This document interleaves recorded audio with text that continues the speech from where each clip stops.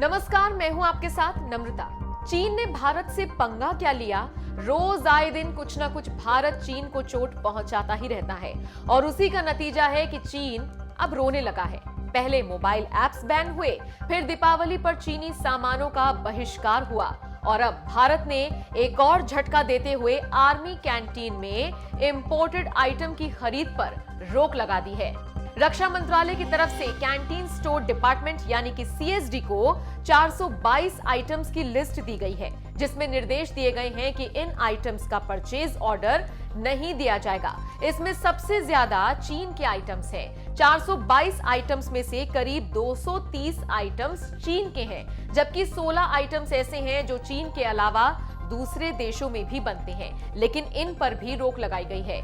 List के हिसाब से जो देश बैन के घेरे में दूसरे नंबर पर आया है उसका नाम वियतनाम है। इसके अलावा US, Italy, France, England, Germany, Poland, Thailand, Scotland, Indonesia, Bhutan, Bangladesh, Nepal, Sri Lanka के आइटम्स भी हैं, जिन्हें अब आर्मी कैंटीन के लिए नहीं खरीदा जाएगा।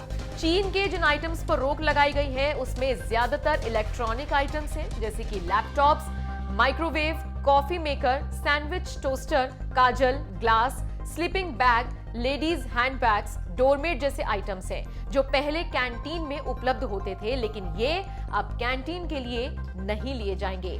सरकार ने ऐलान किया है कि अब कैंटीन में कोई इंपोर्टेड सामान नहीं मिलेगा। यहाँ पर आपको जानकारी देते चलें कि कैंटीन स्टोर्स डिपार्टमेंट यानी कि सीएसडी को आम बोलचाल की भाषा में आर्मी कैंटीन के नाम से जाना जाता है।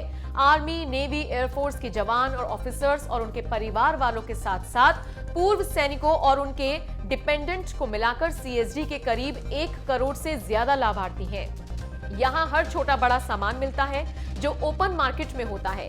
लेह से लेकर अंडमान तक कुल 33 डिपो हैं और यूनिट रन कैंटीन करीब 3700 हैं। हर कैंटीन में एक रजिस्टर होता है जिसमें कैंटीन के लाभार्थी लिख कर देते हैं कि उन्हें क्या सामान चाहिए। हर 3 महीने में फीडबैक लिया जाता है। ओपन मार्केट में जो सामान होता है उसमें से कुछ भी सामान की डिमांड लाभार्थी कर सकते हैं।